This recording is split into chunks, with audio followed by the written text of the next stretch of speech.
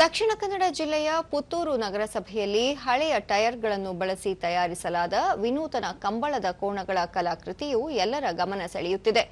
ಪುತ್ತೂರು ನಗರಸಭಾ ಕಚೇರಿಗೆ ಪ್ರವೇಶಿಸುತ್ತಿದ್ದಂತೆ ಸಾಂಪ್ರದಾಯಿಕ ಶೈಲಿಯಲ್ಲಿ ಸಿಂಗರಿಸಲ್ಪಟ್ಟ ಜೀವಂತ ರೀತಿಯ ಕಂಬಳದ ಜೋಡು ಕೋಣಗಳು ಸಾರ್ವಜನಿಕರನ್ನು ಆತ್ಮೀಯವಾಗಿ ಸ್ವಾಗತಿಸುತ್ತವೆ.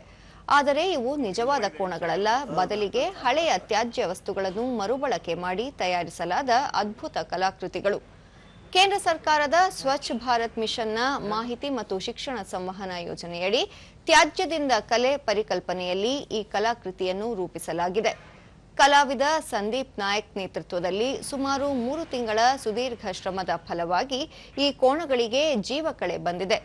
ಮೊದಲಿಗೆ 8 ಮಿಲಿಮೀಟರ್ ರಾಡ್ ಬಳಸಿ ಕೋಣದ ಅಸ್ಥಿಪಂಜರದ ಮಾದರಿಯನ್ನು ತಯಾರಿಸಲಾಗಿದೆ.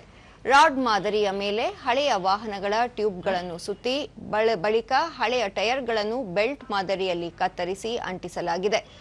ಕಪ್ಪು ಬಣ್ಣ ಬಳಿದು ಮೂಗುದಾರ, ಪೊಣಕೆ ಬೊಟ್ಟು, ನೆತ್ತಿ ಬಾಲು ಹಾಗೂ ಸಾಂಪ್ರದಾಯಿಕ ಮರದ ನೊಗವನ್ನು ಜೋಡಿಸಿ ಇವು ನೈಜ ಕಂಬಳದ ಕೋಣಗಳಂತೆಯೇ ಕಂಗೊಳಿಸುತ್ತಿವೆ.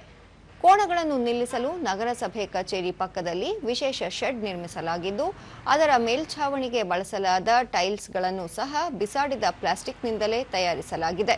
ಅಲ್ಲದೆ ಹಳೆಯ ಟೈರ್ಗಳಿಂದ ಹೂವಿನ ಕುಂಡಗಳನ್ನು ಮಾಡಿ ಶೆಡ್ನ ಅಂದ ಹೆಚ್ಚಿಸಲಾಗಿದೆ. ದೂರದರ್ಶನದೊಂದಿಗೆ ಪುತ್ತೂರು ನಗರಸಭಾ ಮುಖ್ಯಾಧಿಕಾರಿ ವಿದ್ಯಾ ಕಾಳೆ ಕರಾವಳಿಯ ಕಂಬಳ ಕ್ಷೇತ್ರದ ಪ್ರಸಿದ್ಧ ಕೋಣಗಳಾದ ಪಾಂಡು, ರಾಕೆಟ್ ಮೋಡ ಹಾಗೂ ಕಿಂಗ್ ತಾಟೆಯ ವೇಗ ಮತ್ತು ಗಾಂಭೀರ್ಯದಿಂದ ಪ್ರೇರಣೆಗೊಂಡು ಇವುಗಳನ್ನು ವಿನ್ಯಾಸಗೊಳಿಸಲಾಗಿದೆ ಎಂದರು.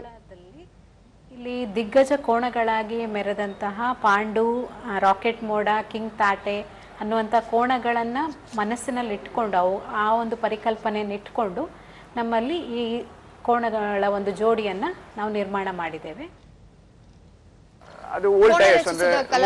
ಸಂದೀಪ್ ನಾಯಕ್ ಈ ಹಿಂದೆ ಪುತ್ತೂರು ಪೌರಾಯುಕ್ತರಾಗಿದ್ದ ಮಧು ಮನೋಹರ್ ಅವರು ದೆಹಲಿಯಲ್ಲಿ ತ್ಯಾಜ್ಯದಿಂದ ನಿರ್ಮಿಸಲಾಗಿದ್ದ ಸಿಂಹದ ಕಲಾಕೃತಿಯನ್ನು ಕಂಡು ಪ್ರೇರಿತರಾಗಿದ್ದರು. ಬಳಿಕ ಸ್ಥಳೀಯ ಕುಶಲಕರ್ಮಿಗಳೊಂದಿಗೆ ಚರ್ಚಿಸಿ ಯೋಜನೆ ರೂಪಿಸಿದ್ದರು ಎಂದರು.